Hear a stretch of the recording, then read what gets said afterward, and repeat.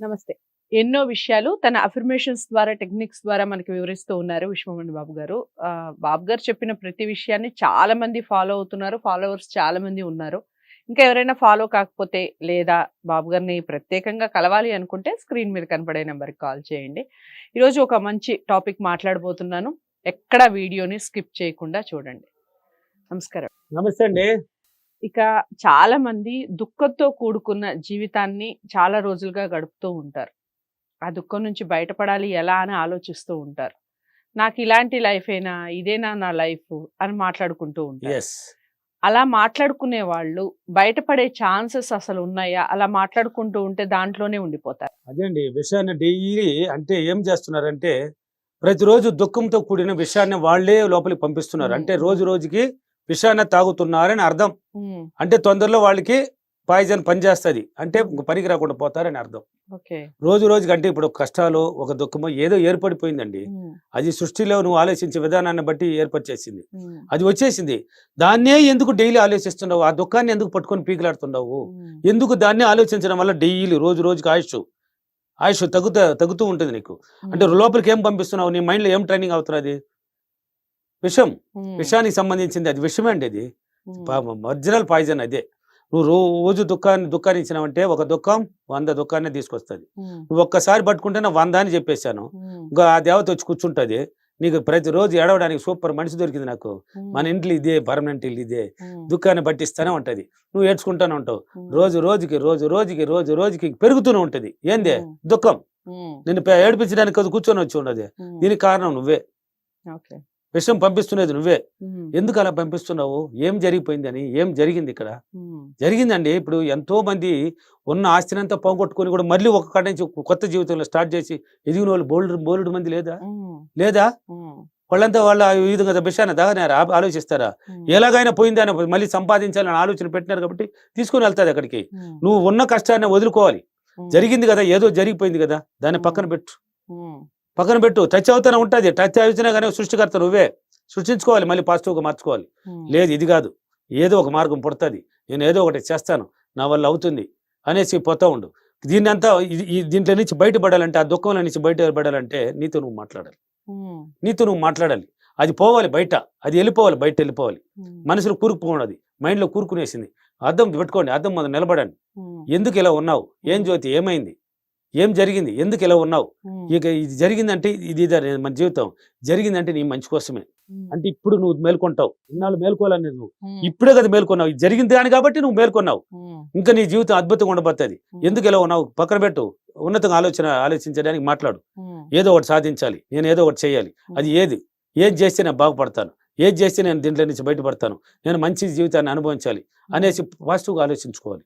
హ్మ్. మాట్లాడుకో. అద్దంలో మాట్లాడుకో. నీతో నువ్వు మాట్లాడుకో. ఎవరు లేనప్పుడు మాట్లాడు. బయట మాట్లాడినా పిచ్చోళ్ళు అనుకుంటారు. పక్కన వాళ్ళు ఏదో అనుకుంటారని భయపడతారు మీరు.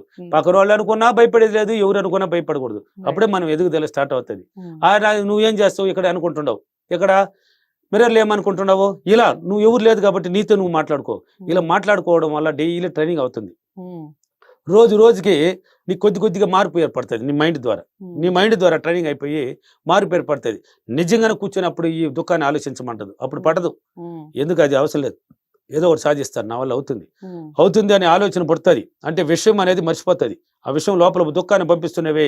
ఇప్పుడు ఇంకొక దేవత కూర్చొని ఏడిపిస్తుంది దానికి వచ్చినది. ఆమె కూడా ఉండదు నీ దగ్గర. నువ్వు పాజిటివ్ మారినప్పుడు ఆమె కూడా వెళ్ళిపోతుంది, జారుకునేస్తుంది.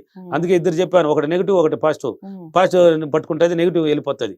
ఇలా ఆలోచించి నీతో నువ్వు మాట్లాడినప్పుడు నీ ఇన్నర్ మైండ్ ట్రైనింగ్ అవుతా ఉంటుంది. మళ్ళీ ఇన్నాళ్ళు వచ్చి విషయాన్ని ఇచ్చినావు, అది విషయంతోనే పంపిస్తాను అనేది. అది దుఃఖాన్ని పక్కన పెట్టేసి పాజిటివ్గా నీతో నువ్వు మాట్లాడు. అది రిలీఫ్ అవ్వాలండి. మైండ్లో నుంచి బయట వచ్చేయాలి అది. లేకపోతే బయట రాదు. బయట రాకపోయిందంటే నువ్వు ఆలోచించలేవు.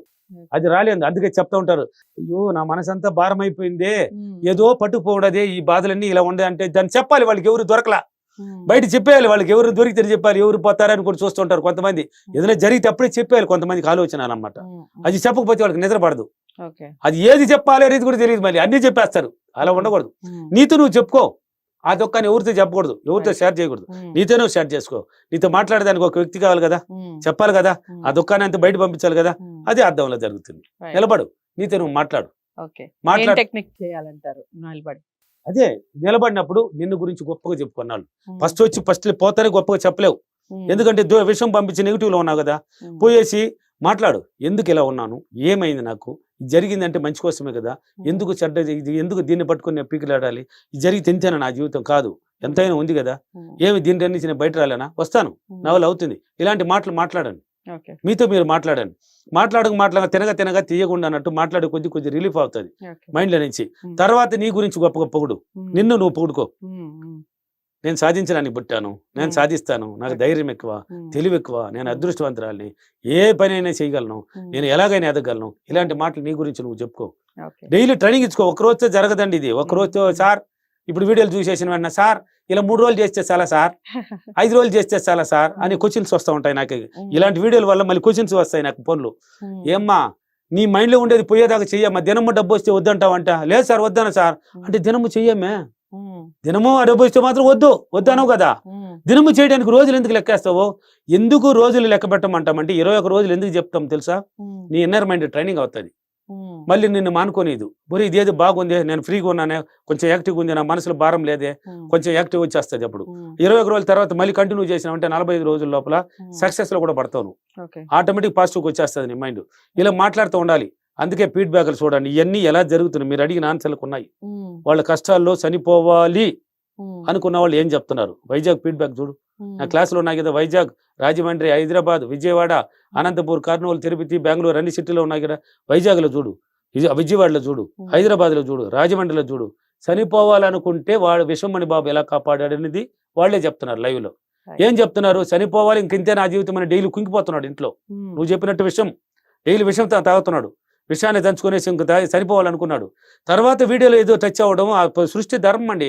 నీకు ఎప్పుడు పంపించాలన్నా, నీకు ఎలా పంపించాలన్నా చేస్తుంది. నిన్ను ఎలా టచ్ చేయాలి, ఎవరితో టచ్ చేయించాలని కూడా టచ్ చేయిస్తుంది. కొత్త వ్యక్తులు కూడా పరిచయం చేయిస్తుంది నీతో. నీ ఎదగడానికి అంటే ఇది కాదు నీ జీవితం ఉందిరా అని తెలియజేస్తుంది.